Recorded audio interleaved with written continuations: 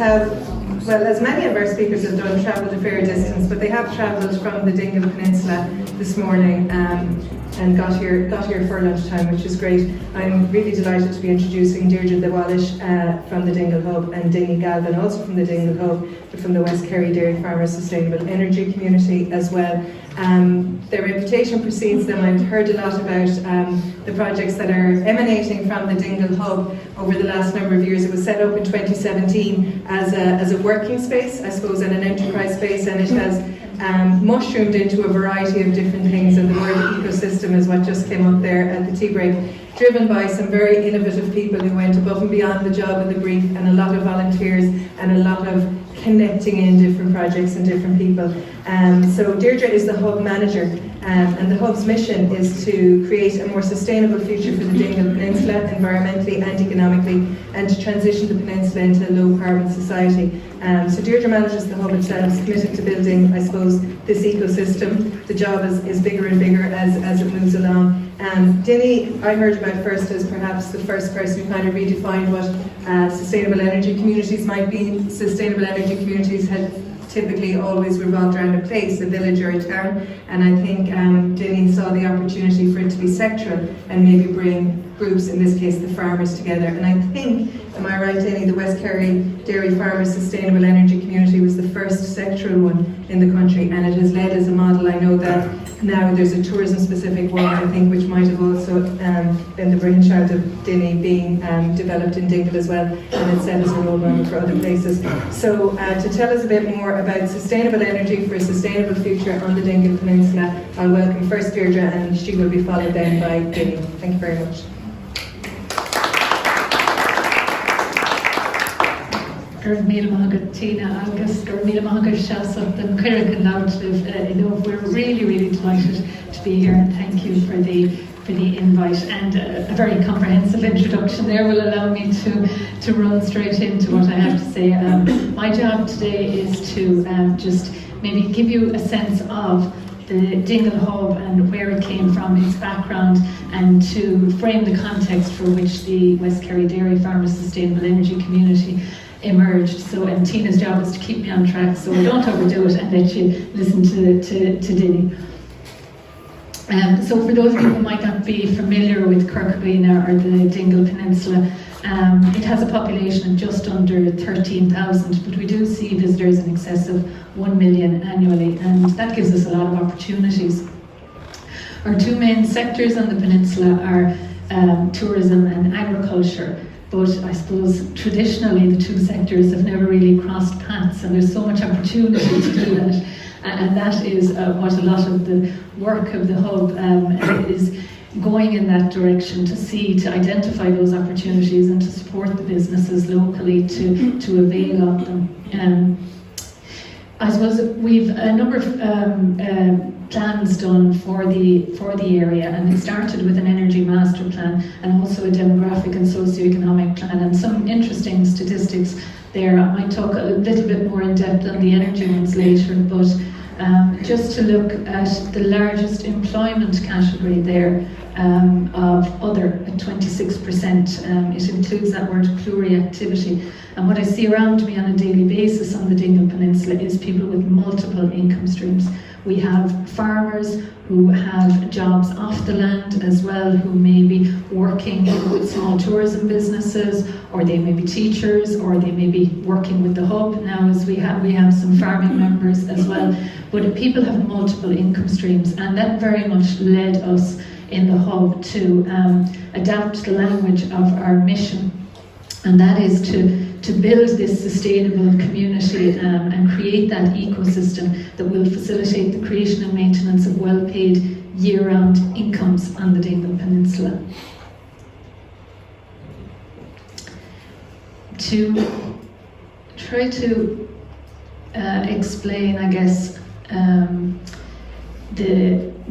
the Hub operates, we use a framework of 4 platforms.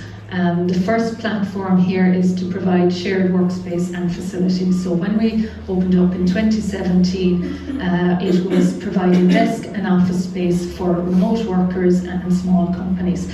But back then, pre-pandemic times, we said we're going to have to do a lot more than that. We're going to have to work to create an ecosystem where new businesses, new incomes can emerge.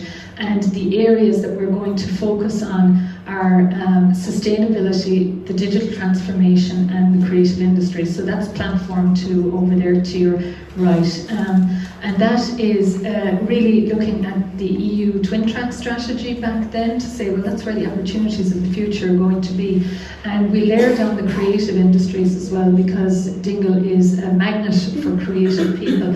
And we have, I suppose, explored a number of projects in the last few years with our creative practitioners, and they have really elevated those projects and brought it to kind of deeper, more meaningful levels where we can really reach people's hearts and minds and drive the behaviour change that we know that's needed for transition.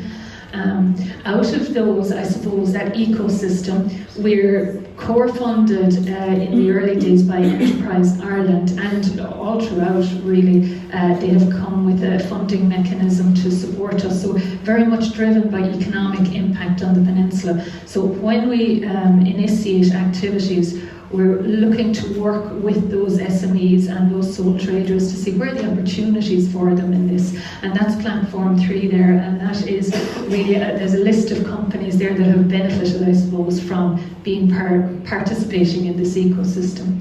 And then of course as the pandemic hit, we realised, okay, you know, there's a lot of people who've moved to the peninsula, you know, a lot of people are remote working here, there's a huge skill set and expertise around us, so we work to reach out to those. They don't all need desk and office space 9 to 5, but they very much need the social aspect, they very much need to feel connected in, they need to bounce ideas off people and create opportunities for collaboration, and that's the space that the hub can be for them. We have recently come across the concept of scaling deep, and we're taking that concept and defining it for the work that is happening on the Dingle Peninsula. So if you take maybe nothing else away today, this name, scaling deep, this concept, and what we're saying is it's a process of regional development. And we might not be, you know, community development in the traditional sense, but there's a portion of community development in what we're doing.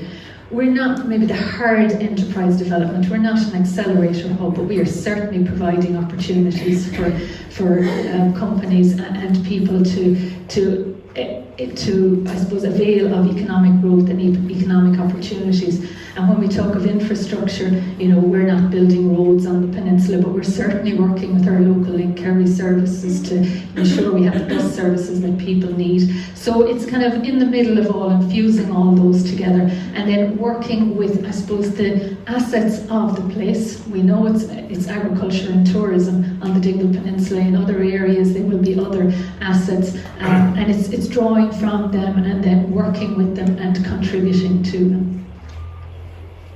I'm not going to go through this slide, but it is just on one page under all of the 4 platforms, the level of activity that's happened over the past 5 to 6 years. And it really is everything from starting with an energy master plan, the ESB networks energy project that was underway on the peninsula, to looking at anaerobic digestion, right to the types of companies. Many companies that are energy service companies, that are Internet of Things companies, and a lot in the creative sphere as well of film production companies. This is just, I suppose I call it the blow your own trumpet slide, but what we have endeavoured to do is to be very connected at all levels, locally right up to internationally, and that involves sitting on as a co-chair of the Dingle Peninsula Destination Experience Development Plan, working very closely with Fall to Ireland on the peninsula, to being a member of the European Network of Living Labs. We've worked very closely with researchers from the Marine and Renewable Energy Institute from the early days, and that has, I suppose, brought us on such a journey. For us, it gave us, I suppose, access to expertise. It was capacity building for the community. For the researchers, it lent a depth to the work that they were doing. They could see in real time, in action, in a community, the results of the work that they did. We knew from early on that if we waited maybe for the peer-reviewed journals, that we wouldn't get the information that we needed to policymakers in time. So what emerged from that was it's grey literature, it's learning briefs, and we have a full library of them. I think there's 17 now at the moment, on all of the different initiatives that we've undertaken over the past number of years. And really, I suppose, it's the objective of them is to shorten the path for others who may want to follow. We used a practice of reflective learning to say what worked, what didn't work. We were brutally honest about it. It was guided by very expert sociologists, and we've packaged all that, I suppose, so it is available. They're available on the Craigavon2030.com website for anyone who would like to read them. I mentioned the ecosystem of the companies emerging. We like the term living lab because that's exactly what I see.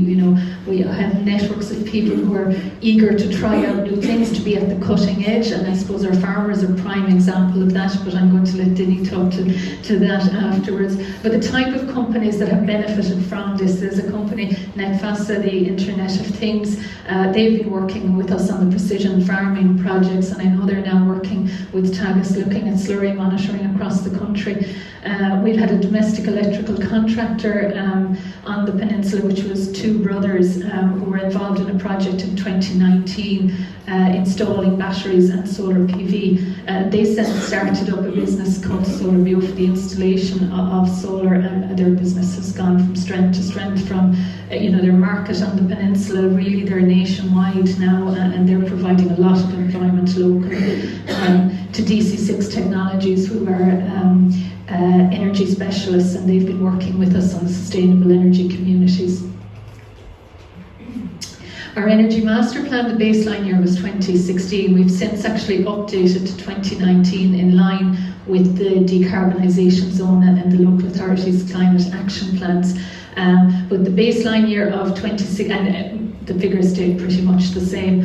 We used 310 gigawatt hours of energy on the peninsula, and that translates to 171 kilotons of CO2. So we have targets for 2030 within that, but I suppose the big things that came out about it was we needed to tackle transport and we needed to tackle agriculture on the peninsula, and that set the direction for us. And it gave us, I suppose, targets and something measurable that we can go back and say, well, what have we achieved from the initiatives that are underway? Many of the projects, the ESB Networks project was a real catalyst project for us. They selected 5 ambassador premises. They installed heat pumps, solar PVs, they gave electric vehicles into those homes to try to see what the grid of the future might look like if we all electrified our heat and transport in our homes. And there were so many learnings out of that project. But that really worked for us locally, as people really appreciated, my God, something is happening locally. Here people are having solar PV installed, they can ask their neighbour about it. And that kicked off a bit of momentum. So that we did up the numbers in 2021, I think, and we had 3 times the amount of solar PV generated per capita to the national average, and we would attribute that to the kind of neighbour effect, the peer-to-peer sharing. Oh yeah, I got solar PV and it's working, and this is how it's working for me, and hence that feeds back to Solar Bio and how they have thrived as well. We have looked at an anaerobic digester feasibility study. I might leave Dinny speak to that later. We really see it as a key enabler project for the peninsula, the generation of biogas. But from all of those projects, and we ran a community energy mentor course, and we're so thankful that Dinny was one of the participants on that, and he'll take that story further. But out of all that, we're now looking at sustainable mobility on the peninsula, tourism and hospitality, and sustainable energy community. And we have a project with the team in Marai, the Electrical Power and Research Institute, DC6 Technologies and ESB Innovation, to really look at energy resilience on the peninsula. So that project has really kicked off, but that's a really powerful team to have access to that expertise for us as we look at the storms that we are facing, the power outages. How is our grid to be resilient for this in the future? On the agriculture and biodiversity initiatives, we've had so much work with wonderful farming groups who've participated with us, looking at digital technologies on the farms and looking at the energy use on the farms. And that's been taken forward to look with an SEAI funded project at the potential for upgrading biogas to biomethane using microalgae. Very circular and very exciting project in that. And then the creative piece, so sponsored by Creative Ireland. We were able to work with 10 farmers last year, a very exciting initiative with them to explore the challenges around climate change. And this year we're going to get to look at creative coastal resilience on the Maharees. And with that, I am going to let you hand over to Dinny to go in more depth to the sustainable energy projects.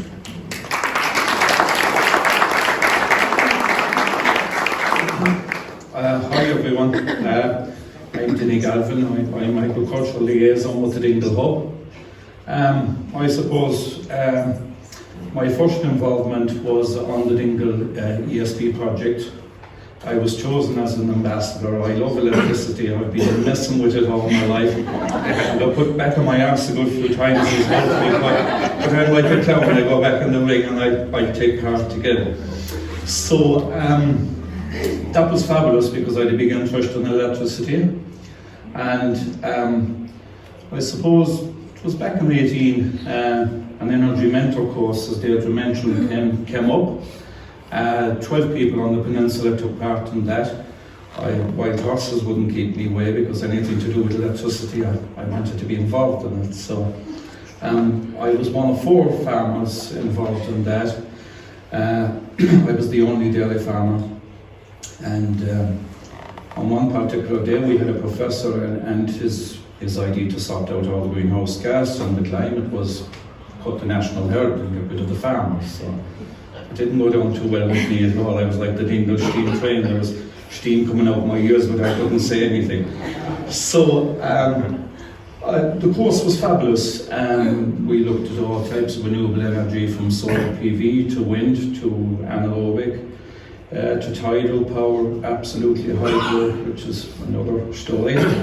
And so on one of the days we had Lawrence O'Reilly from the SEAI. Lawrence was speaking to us and he was telling us, about sustainable energy communities.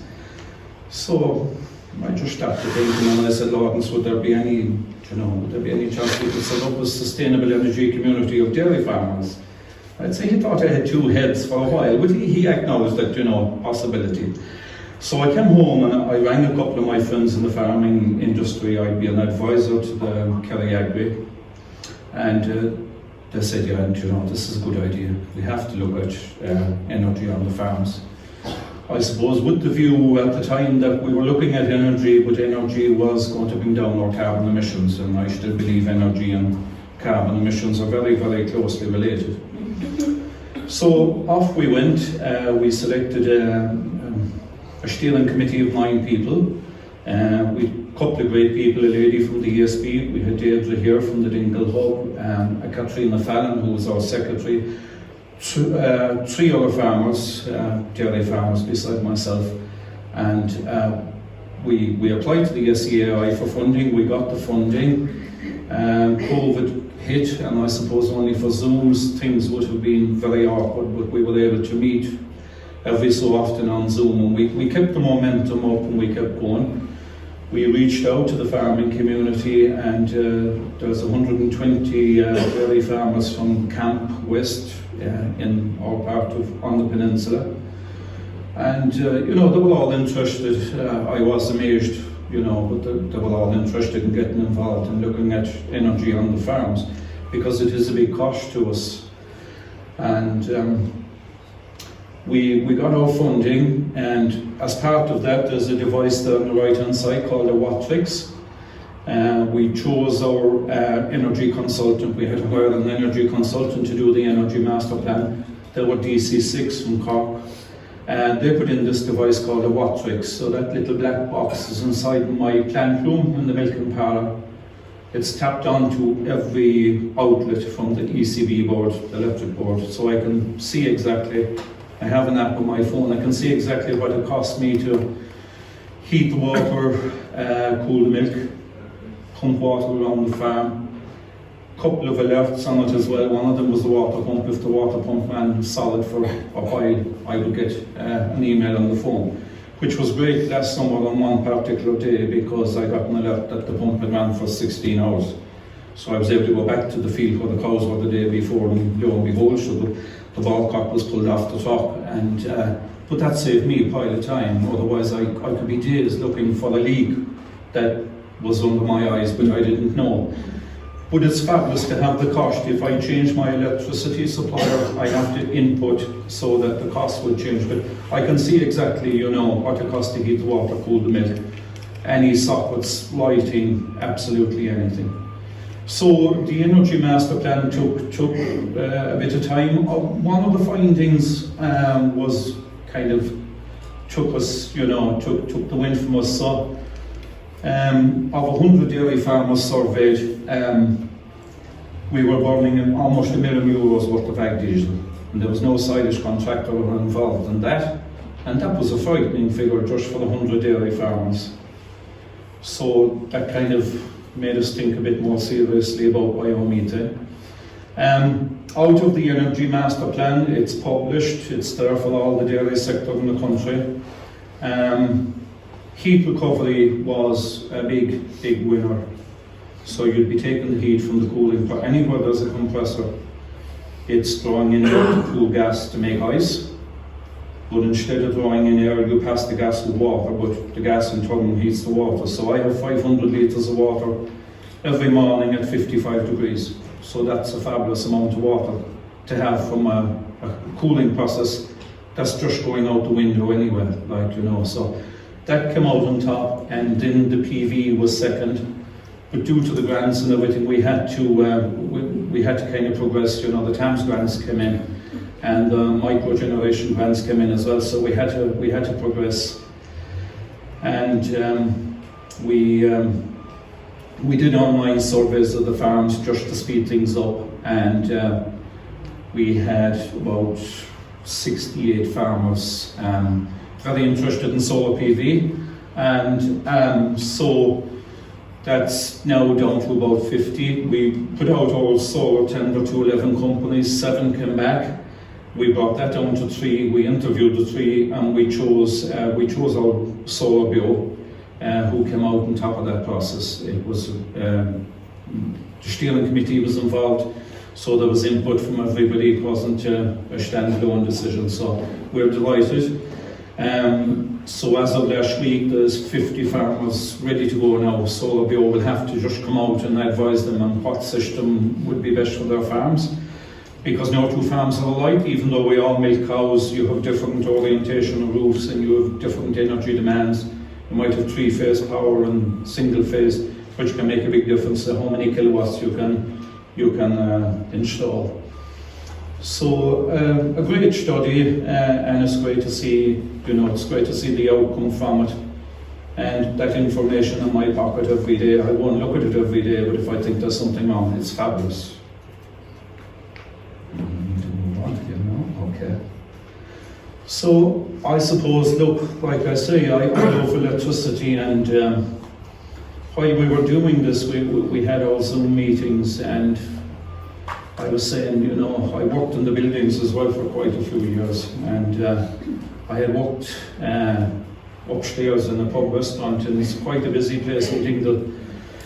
And I just out off my own back one day, I decided I'd go in and ask, I knew the lads pretty well, and I just wanted to see what were they using. I said, look, if a farm is using 6,000 or 7,000 euros worth of electricity, what would a restaurant or a pub restaurant be using? So I met the guy, and he took me upstairs, and there was 5 compressors up the roof, and he said, these are going 24/7. I said, why? So he said, we have 2 walk-in cold rooms, we have a beer chiller, numerous fridges. And to my amazement, all the heat off of those compressors was just going up in the sky, going away. So I asked him roughly how much was your ASB for the last 12 months. He said it was €36,000. I thought that was a massive figure. Now, that was before we had all the increases in electricity. So that's probably more like, I'd say around 70,000 now. So I said, look, Paul, I think I could take 15, 20 grand maybe off of that bill. And he was looking at me, he said, how would you do that? And I said, if you put in a heat exchanger, sure, a bar, pub, restaurant will use X amount of water if it's only to wash dishes or wash down utensils or whatever. And so that kicked us on to, that kind of spurred us on to doing tourism and hospitality SCC, which is now in progress. There's two other of our colleagues from the Dingle Hub, Martin Beelan and Nikki Vaughan, working on that. I drop in and drop out to help them out at times, and it's going well. There's 120 members involved in that, but there's quite a few more to come in as well. It just takes time. You have to engage with people and explain the pluses to them. So it's going well right now. The findings from their energy master plan will be next Wednesday night. Some of the findings have come back, and they'll be able to advise the businesses then on what route to take on energy conservation. And West Kerry has visitors in the region of 1.2 million every summer. So that's massive. And if you can improve sustainable destination and show them that we're working on this here, so that has to improve the area and improve the visitors to come to the destination. We're also looking into the food side of it as well. Yes, and there's 30 of the businesses being monitored as well. So the Watrix device has gone in there again, which will be of great benefit to them, because you can quantify what you can't measure. You have to see something and see what it's costing you. That's the only, when you take action. And so I suppose my first involvement with the hub, first time I met Deirdre was, I went in about a hydro, I had quite a lot of water flowing through the farm. And I went in, a friend of mine told me to go in to meet Deirdre in the hub, and I still haven't done the hydro, by the way, but sure, sometime. We have the water, plenty of it. And so Deirdre asked me would I sit on the steering committee for the anaerobic digester. And when we looked at the €1 million worth of ag diesel that had to be carted into West Kerry by lorry, and we had a biomethane tractor at the Farmers Forum at the Food Festival last year, just to show the farmers that it is possible to run vehicles on biomethane. So that's given us great opportunities if we could create our own fuel. Instead of buying it we have X amount of slurry. Grass is very valuable to us. The slurry has increased in value as well because of fertiliser. I suppose we were regarding it as being waste before, which was a mistake. And they could be fed into the anaerobic digester. An anaerobic digester is basically a big pot, and everything melts down, and a balloon pushes the gas to the top. That gas has to be cleaned, which is part of the CABI project that Deirdre mentioned, and the microalgae could do that without having to do any on-farm cleaning. We hope. It's still a study, but it looks very, very positive. Another thing, we had our UCC that are doing the study, and they were with us a few weeks ago. So we had Archie Boss, who's one of the researchers on it, and he was just saying, is there any other feedstock that could be utilised? And I said, we're dumping a product here. I think it's been dumped all over the country. And it's wool, a sheep's wool. And to get sheep's wool up to, to get it clean, it has to be, they call it scouring, so it has to be washed about twice. But all our wool is going to Bradford in England to be washed. And the biggest problem with it is the wash of the wool. Now, wool has two oils, one called keratin and one called lanolin. All the lipsticks come from the lanolin. those oils, the keratin could add to the fuel, could add to the value of the fuel of the biomethane, would probably increase it. But the big winner would be the wastewater could go into the anaerobic digester, because anaerobic digesters need a lot of liquid for them to work right as well. If we did that here in a couple of plants with a small area, we believe we could do it. Not on a massive scale. We wouldn't be talking about these big camels of anaerobic digesters. We believe smaller anaerobic digesters, more diversely throughout the place, would be a better job. But if we could do that and put the scalding water, the wash water of the wool into the anaerobic digester, well then we're left with a lovely clean product. It needs one chemical added to it, and you have natural insulation for homes. It has to have the chemical added to it because the moths would eat it if it was put up in the attic. But you also have material for pillows, duvets. There's a man down in Galway, Dooley's Wool, doing fabulous work.